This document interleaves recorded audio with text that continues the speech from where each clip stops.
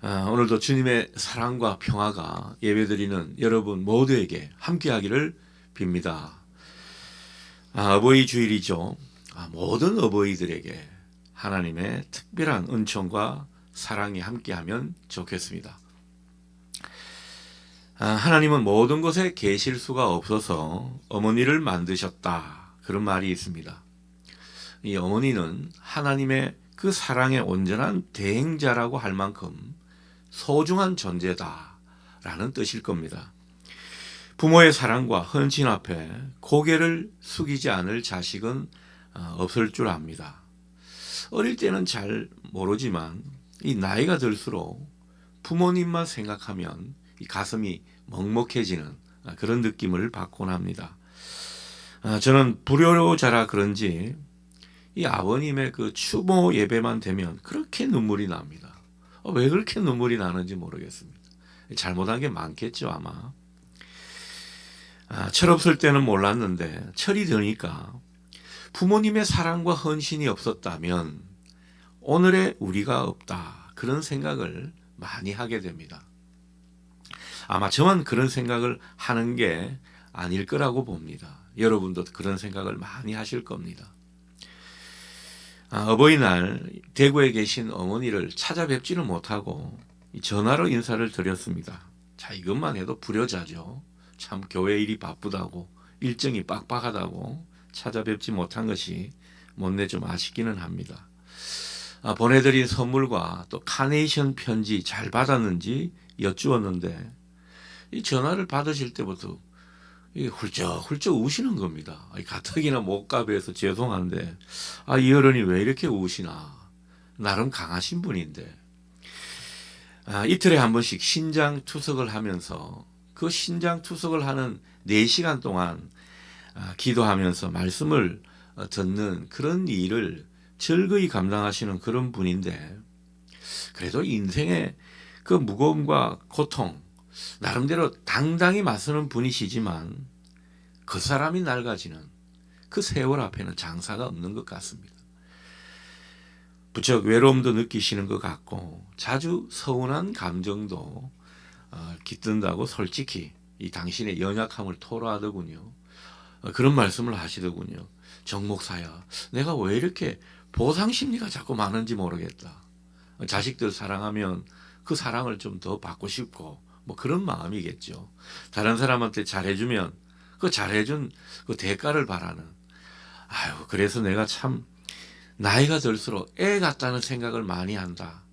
부끄럽다. 그런 말씀을 하시는데 그 소리를 들으면서 정말 자주 그 마음을 살펴야 되겠구나. 그런 생각을 많이 하게 되었습니다. 아무튼 좀 미안한 마음도 있고 뭔가 좀 분위기를 바꾸고 싶어서 어머니 요즘 좋은 일, 기쁜 일은 없으셨습니까? 그렇게 물었더니 어느새 말투가 밝아지시더군요. 그러면서 하시는 소리가 요즘 내가 전도하는 재미를 맛들였다. 그런 말씀을 하십니다. 얼마 전에 이 어머니가 다니시는 그 교회에서 뭐 새생명 축제, 큰 교회는 그런 걸 하지 않습니까? 새생명 축제 같은 걸 했는데 노인정의 그 할머니, 할아버지 6명을 전도를 했다는 겁니다. 6명 전도하니까 교회 목사님들이 대접이 다르더라는 거예요. 얼마나 VIP 대접을 하는지 주일마다 그분들을 챙겨서 교회에 모시고 다니고 또 수요일에는 뭐 실버 학교 그런데 모시고 다니는 게 좀 힘이 들긴 하지만은 얼마나 뿌듯한지 모른다고. 또 하나님께 이쁨을 받겠다라는 그런 생각이 들어서 기쁘다고 말씀을 하시더군요. 아까 분위기하고는 정반대의 모습을 보여주어서 그나마 참 마음이 안도가 되었습니다. 우리 어머니가 이 나이에 복음 전도의 즐거움을 맛보네 하는 그 말씀이 귓전에 계속 울리면서 모처럼 우리 어머니한테 한 수 배우는 듯한 그런 기분이 들었습니다. 여러분, 예수를 믿는 우리한테는 정말 복음 전도에 대한 본연의 사명이 있는 것 같아요. 우리가 사실 이걸 잊고 살 때가 많은데 한 번씩 복음 전도 이런 단어를 뭐라 그럴까요? 또렷하게 보여질 때가 있는데 그럴 때는 왠지 뭉클한 느낌이 우리 마음속에 들기도 하는 것입니다. 우리가 세상 사회에 매여서 내가 누군지 내가 어디로 가는지 알지 못하고 살 때는 모르지만 문득 복음 전파라는 그 단어를 듣는 그런 일이 있다면 그 단어가 얼마나 우리 마음 가운데 거룩한 울림을 주는지 새삼 느끼게 되는 것입니다. 여러분, 복음 전도는 우리의 사명이고 또 우리에게 중요한 일이기 때문에 그럴 것입니다. 하지만 이 복음 전도의 일에는 고통이 따르죠. 그래서 우리가 이 복음 전도의 일에 잘 참여하지를 않는 것 아닌가 생각이 듭니다. 복음 전도가 믿는 자들의 사명인 것을 우리가 인정하지만은 이 일이 결코 쉽지 않다는 것도 우리가 너무나 잘 알고 있습니다. 사람이 거절을 당하고 거부를 당하는 게 뭐가 좋겠습니까? 뭔가 이 복음 전도의 말을 했는데 분위기가 싸해지면 그거 되게 싫거든요. 그래서 참 이 복음을 전하는 일은 참 쉽지 않다. 우리의 경험상 그런 것을 많이 느끼곤 합니다. 자, 오늘 본문 앞 2절을 보게 되면 복음 전도자 바울은요, 이 복음 전도의 일에 있어서 얼마나 고난과 능력을 많이 당했는지, 많은 싸움 중에 자기가 복음을 전했다, 이런 고백을 하고 있습니다. 사실 이 바울을 우리가 잘 알잖아요. 이 복음 때문에 생고생을 하기도 했고 복음을 위해 겪지 않아도 될 일을 얼마나 겪었는지 모릅니다. 복음 때문에 감옥에 갇히기를 하지 않나, 매를 맞지를 않나, 복음을 전하는 가운데 얼마나 또 유대인들은 방해를 했습니까? 죽을 위기도 많이 넘긴 것이죠. 자, 여러분, 우리 같으면 이쯤 되면 어떻습니까? 아이고, 그 복음 지긋지긋하다. 복음 전하는 일은 정말 손사래를 치고 싶다. 그런 심정이 들지 않겠습니까? 근데 희한하게도 이 바울은요, 복음을 위해서 꿋꿋이 일하는 그런 모습을 우리에게 보여주고 있습니다. 복음 때문에 당하는 고난과 고통이 많은데 그것을 능히 감당해내는 그런 모습을 바울의 서신을 통해서 우리가 보게 된다라는 거죠. 여러분, 어떻게 그럴 수 있습니까? 그 원인이, 그 바탕에는 무엇이 있는지 참 그게 궁금하게 여겨지는 것입니다. 오늘 본문 2절 하반절에 보면 그 내용을 가르쳐 주는 것 같아요. 2절 하반절에 어떤 단어가 눈에 들어오십니까? 우리 하나님을 힘입어. 우리 하나님을 힘입어라는 것이 바울의 비결인 것처럼 느껴지게 되는 것입니다. 복음을 전하는데 바울은 숱한 고난과 역경, 방해를 받게 되었지만 그때마다 하나님께서 나타나셔서 그에게 힘을 주셨다라는 거죠. 은혜를 주셨다라는 겁니다. 그 하나님이 힘을 주시고 은혜를 주셨기 때문에 그것에 힘입어 자기는 모든 난관을 다 뛰어넘을 수 있었다. 그런 고백을 하고 있는 것입니다. 그 은혜와 힘으로 담대히 복음을 전하는 일을 자기가 감당할 수 있었다. 그렇게 고백하고 있다는 것입니다. 자, 이걸 보면 확실히 복음을 전하는 일이 힘들지만 복음을 전하는 그 일에는 하나님의 은혜가 반드시 있다. 하나님께서 뭔가 지원해 주시고 힘을 북돋아 주시는 그런 일을 체험하게 된다. 그 하나님을 보게 된다. 이런 것을 느끼게 됩니다. 사실 복음을 전하는 것도 그렇고 우리가 주의 일을 교회에서 감당하는 그런 일들도 참 쉬운 일은 없는 것 같아요. 다 쉽지 않은 일입니다. 때로는 우리가 주님의 일을 하다 보면은 두려움이 앞설 때도 있고 또 여러 가지 난관에 부딪힐 때도 있습니다. 사람들이 자꾸 방해하는 듯한 이런 모습을 경험할 때도 있습니다. 사람들 때문에 힘든 일도 겪고 스트레스도 많이 받고 아니 교회에 와서 왜 스트레스를 받는가 싶은 그런 생각이 들지 않습니까? 우리가 그런 것들을 경험하게 돼요. 우리 교사 선생님들이 있는데 교사 선생님들 참 교회 와서 스트레스 없이 봉사하면 좋겠는데 아이들 때문에 힘든 일, 스트레스도 받는 그런 것을 제가 우리 딸을 통해 많이 전해 듣습니다. 힘든 일인 것 같아요. 그래서 다음 주 우리 스승의 주일이지만 정말 우리 교사 선생님들 존경하는 그런 마음이 많이 듭니다. 비단 교사 직분만 그렇겠습니까? 우리 구역장님들이나 또 여러 가지 교회 중요한 일들을 감당하시는 분들 보면 참 힘이 드는 그런 일들을 보게 됩니다. 그래서 우리는 복음을 전하는 일이나 교회에 충성하는 일이 내 일이 아니다. 내가 감당할 영역이 아니다. 나는 거기에서 빠지고 싶다. 아예 지레 겁을 먹는 그런 경우가 종종 있곤 합니다. 자, 그러나 여러분 기억하십시오. 모든 주의 일을 포함한 이 복음에 관한 일은 다 주님이 함께 하시는 일입니다. 나 혼자 하는 일이 아니라는 거죠. 절대 나 혼자 하도록 내버려 두시지 않는다고 저는 믿습니다.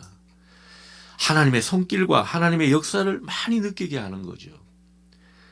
제가 요즘 이런저런 일을 다 이렇게 감당해 보다 보니까 체력적으로 많이 힘들 것 같고 되게 스트레스도 받을 것 같은데 그렇지가 않아요. 이게 참 신기합니다. 나름 하나님의 그 인도하시는 손길을 많이 느끼고요. 하나님의 지혜를 주시는 것도 많이 경험하게 됩니다. 여러분, 복음의 일은 주님의 일을 신실하게 감당한 우리의 일에는요, 다 주님이 함께 하시는 줄 믿습니다. 하나님이 힘 주시어서 우리가 가능한 겁니다. 하나님의 은혜로 하는 거죠. 하나님의 은혜로 하는 이 원리를 놓치고 자꾸 내가 하려고 그러고 나 혼자 이게 아등바등 하다 보니까 스트레스도 되고 시험도 들고 못해 먹겠다 소리가 나오는 겁니다. 여러분, 우리는 복음의 일, 주님의 일을 할 때 하나님을 힘입어야 될 줄 믿습니다. 그 원리, 그 생리를 우리가 점점 배워나가는 것이죠. 그걸 우리가 체질화 만들어 나가는 과정일 겁니다.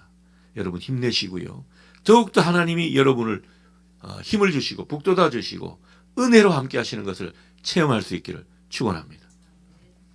자, 주목할 것은 바울이 이 모든 일에 신실하게 진실하게 감당했기 때문에 하나님의 은혜가 임했다는 사실입니다. 우리가 이것을 잘 기억할 필요가 있습니다. 바울은 정말 복음을 순수하게 진실하게 전하신 분입니다. 주님의 일을 할 때도 요령을 피우거나 속임수를 쓰거나 신실하지 못한 그런 모습으로 감당한 분이 아닙니다. 여러분, 바울을 한번 생각해 보면 아주 꼿꼿한 양반이 정말 신실하게 목숨을 다해야 하는 그런 것이 연상되지 않습니까?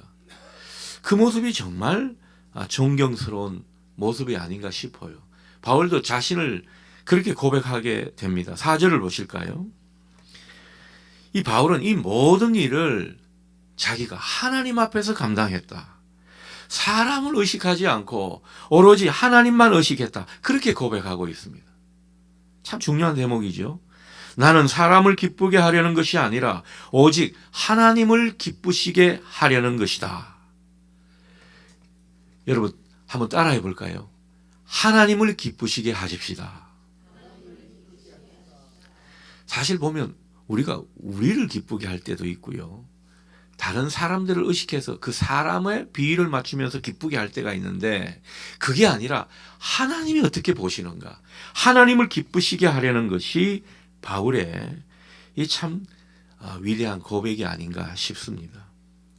여러분, 영적인 힘이 있고 은혜가 많고 담대하게 주님의 일을 감당하는 사람들 보면 확실한 게 있는데 그것은 하나님만 의식하는 겁니다. 하나님을 기쁘시게 하려는 이런 동기가 그 속에 많이 있다라는 거죠. 사람에게서 영광을 구하거나 사람을 기쁘게 하려고 하지를 않습니다. 하나님만 의식하고 하나님께만 시선을 둡니다. 그래서 때로는 사람들한테 오해도 받아요. 사람들한테 바보 같다고 어떻게 보면은 손가락질 당하기도 합니다. 그러나 바울은 그렇지 않다. 내 모든 하나님께서 나에게 이런 힘을 주시고 은혜를 주신 그 바탕에는 하나님만 기쁘시게 하려고 하는 그 마음이 있었다는 것을 당당하게 고백합니다. 여러분, 우리도 이 고백이 우리 속에 있기를 바랍니다. 하나님만 기쁘시게 하자는 거죠. 우리 교회는 마장제일교회는요, 사람을 기쁘게 하는 교회가 아닙니다. 하나님을 기쁘게 하는 교회임을 믿으실 수 있기를 바랍니다. 우리가 봉사하고 예배드리고 모든 것이 하나님께 초점을 맞추고 하나님만 의식하는 이 은혜가 있기를 바랍니다. 그럴 때 우리에게 또 은혜가 되는 거지요. 그래서 바울은 사람들 앞에서 늘 당당했고요, 비굴 하지 않았습니다. 무슨 일을 맡겨도 두려움이 없었습니다.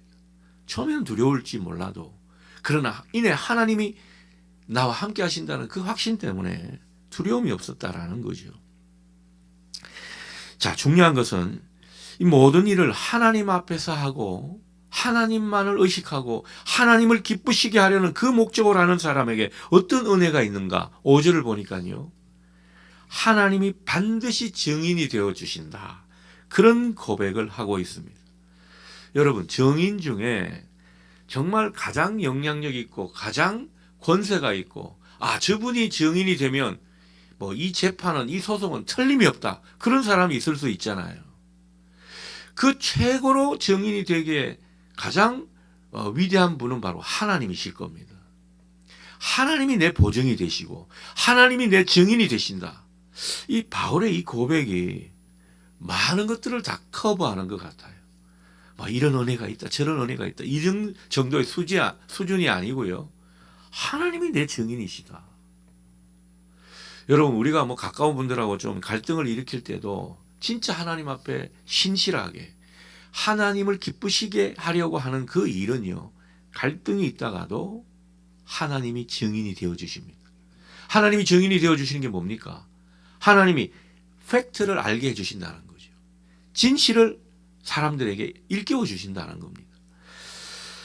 하나님께서 또 증인이 되어 주신다는 것은 하나님이 내 모든 걸 다 보시고 아신다는 뜻이니까, 그 하나님이 가만히 있겠습니까? 그 사람에게 힘이 되어 주시고 은혜를 베풀어 주시고 능력이 되어 주시는 겁니다. 때로는 억울한 일도 신원해 주시는 거죠. 보호해 주시는 겁니다. 입증해 주시는 그런 일을 하나님께서 하신다는 겁니다. 그러니 여러분, 정말 우리가 주의 일을 하고 복음의 일을 하는 데 있어서 하나님이 우리의 증인 될 수 있기를 축복합니다. 모든 것이 확실해지고 하나님께서 우리와 일하시는 것이고 하나님이 은혜로 함께 하시는 그런 것을 우리는 경험하게 될 것입니다. 자, 마지막으로 바울은 7절에서 데살로니가 교회 성도들을 대할 때 자기는 어떻게 대했는가? 마치 어머니가 자기 자녀를 돌보듯 부드럽게 대했다, 그렇게 고백을 합니다. 근데 요즘으로 보면 이게 잘 우리 아이들 같은 경우 와닿지 않을 거예요. 어머니가 무슨 그렇게 부드럽냐, 어머니가 무슨 온화한 눈빛이 있냐, 우리 아이들은 잘 모르는 아이들도 간혹 있을 거예요. 그렇지만 진짜 자식을 사랑하고 모든 것을 참고 있냐는 그 가장 이상적인 어머니를 떠올려 주시기 바랍니다. 집에 보시는 어머니 말고요. 자, 어머니가 자기 자녀를 돌보듯 부드럽게 대했다, 그렇게 고백을 합니다. 8절을 보게 되면 목숨까지 주는 사랑을 보였다. 이 바울은 어떤 이 복음의 일, 주님의 일을 감당하는 데 있어서 반대도 있고 방해도 있고 여러 가지 힘든 일이 있었지만, 그러나 그 과정 가운데 온유함을 드러내 보였다. 그리고 정말 사랑하는 마음으로 참고 인내하며 그들을 대했다, 이런 고백을 지금 하고 있는 것입니다. 복음의 일을 하는 사람에게 무엇이 중요한가 새삼 느끼게 됩니다. 바울은 순수하고 온유한 사랑, 이타적이고 희생적인 그 예수님의 사랑을 자기가 덧입고 그 사랑을 힘입어서 주의 일을 감당한 것입니다. 목회를 하고 교회 중요한 일을 하는 분들은 참 이 바울의 이 모습을 깊이 생각해 봐야 할 것입니다. 목회를 하는 일이나 복음을 전하는 일이나 진정으로 하나님의 일을 감당하는 사람은 무엇보다 이런 온유함과 사랑이 있어야 한다는 거죠. 이게 정말 중요하다는 그 핵심을 지금 바울은 마지막에 우리에게 전해주고 있는 것입니다. 여러분, 우리가 교회에서 지체들을 대할 때, 다음 세대 우리 학생들을 대할 때, 아니면 가정에서 우리 가족들이나 친지를 대할 때, 행여 그들에게 전도를 하려고 하는 그런 모습이 있다면 여러분 특별히 기도하십시오. 뭘 기도해야 되느냐? 우리가 하나님께서 붙여주신 사람들, 우리가 복음을 전하려고 하는 그 대상들에게 온유와 사랑을 보일 수 있게 해 주십시오. 이걸 기도해야 합니다. 여러분 복음은요 항상 우리의 어떤 존재, 우리의 모습을 통해서 흘러가게 되어 있습니다. 사납고 막 사람을 잡을 듯한 이런 모습 가운데 복음이 흘러가겠냐라는 겁니다. 우리의 존재가 어떤 모습이냐가 굉장히 중요한 것이죠. 온유와 사랑의 모습이 있어야 하는 것입니다. 이걸 위해 기도해야 된다라는 거죠. 여러분 사실 우리 안에는 온유와 사랑이 없습니다.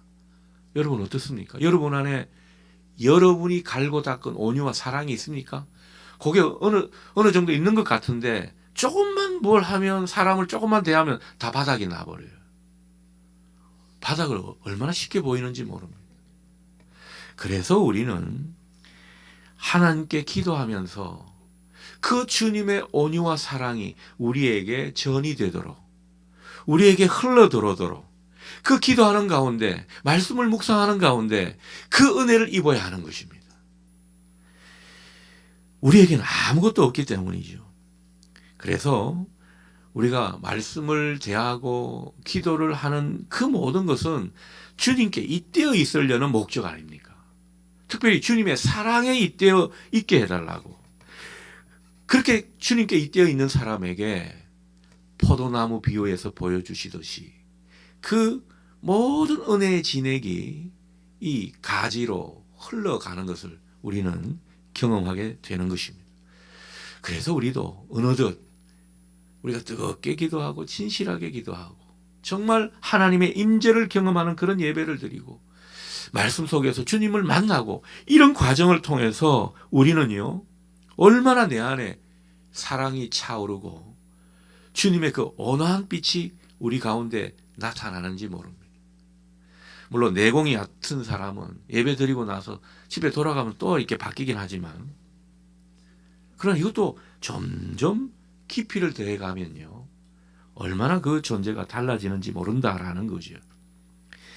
그래서 우리가 이렇게 기도하면서 다른 사람의 구원과 생명을 풍성하게 하는 그 일을 위해 기꺼이 내 자신이 하나님께 쓰임 받겠습니다. 내가 좀 손해도 볼 각오가 있습니다. 내가 좀 희생하겠습니다. 이렇게 우리가 각오하고 결단한다면 주님은 반드시 당신의 그 온유하고 희생적인 사랑에 우리가 잇대어 있도록 인도해 주실 줄 믿습니다. 여러분에게 이 은혜가 있기를 바랍니다.